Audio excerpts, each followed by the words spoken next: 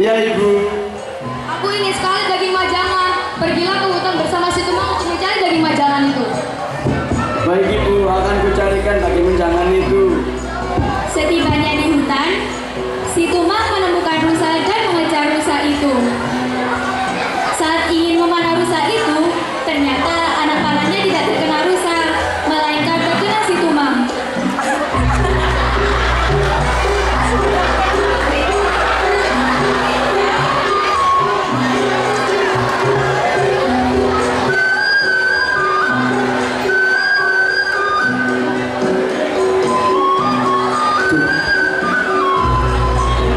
Lalu Sang Kurya menggendong si Tumang dan mengambil menjangan si Tumang.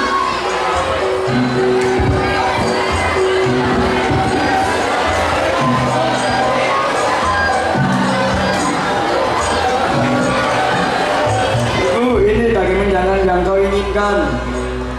Terima kasih Sang Kurya. Beberapa saat setelah makan selesai, Dayang Sumbi teringat akan si Tumang. Sang Kurya, kamu lihat tidak si Tumang di mana? Tumang telah mati ibu di tanganku. Apa? Tumang mati di tanganmu? Benar ibu. Dayang Sumbi begitu marah mendengar cerita tersebut. Ia memukul kepala Sang Kurya dengan centong nasi yang dipegangnya. Dasar anak kurang ajar! Pergi kamu dari rumah ini! Bertahun-tahun berlalu, Sang Kurya tumbuh menjadi pemuda tampan, gagah, dan sakti. Ia kembali ke kampung halamannya tanpa tahu bahwa tempat itu adalah asal-usulnya. Di sana, dia bertemu dengan ibunya, namun keduanya tidak saling mengenal.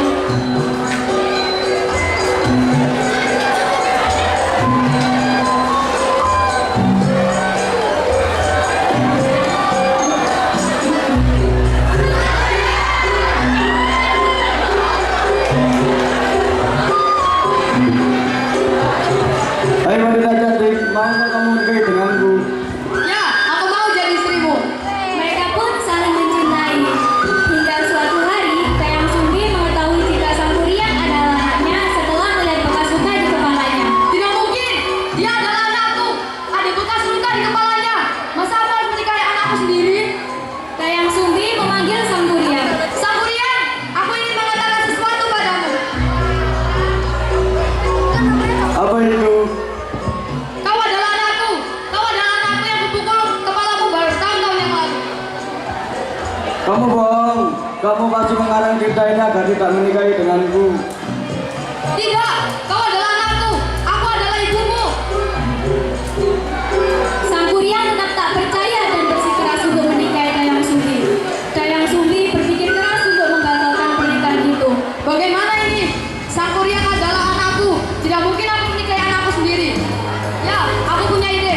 Bagaimana aku menyuruh dia untuk membuat kapal dan danau sampai fajar telah tiba. Lalu ia memanggil Sang Kurya. Kurya, apakah tetap bersikeras untuk menikah denganku? Iya, tekadku sudah bulat. Kau boleh menikah denganku, tapi dengan beberapa syarat. Apa syarat itu? Kau harus menikah denganku, tapi kau harus membuat danau dan kapal.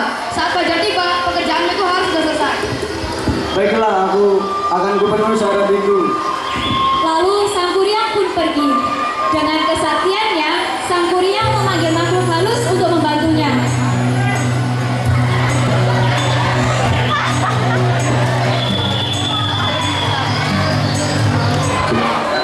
Wahai jin-jinku, keluarlah.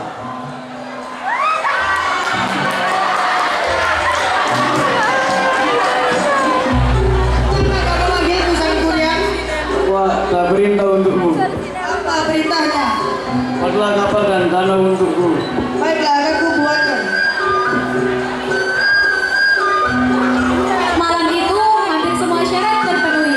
Dayang Sumbi pun panik. Ia akhirnya membangunkan beberapa ibu warga di sana untuk mengetugaskan tanah sawah, membunyikan suara ayam berkokok, dan memakai lampu pertanda bahwa matahari sudah mulai bersinar. Kukuruyo!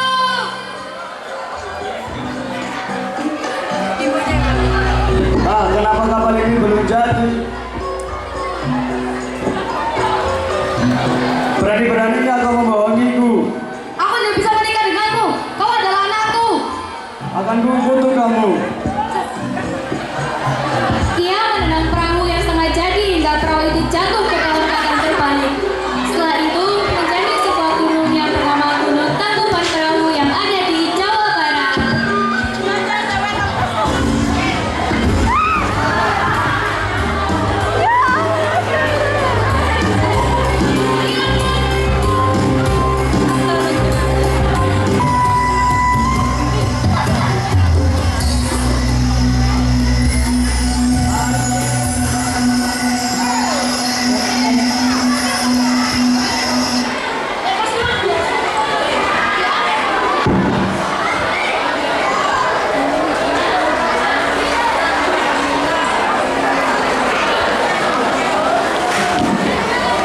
Luar biasa, sebuah pertunjukan yang begitu memukau dan penuh emosi.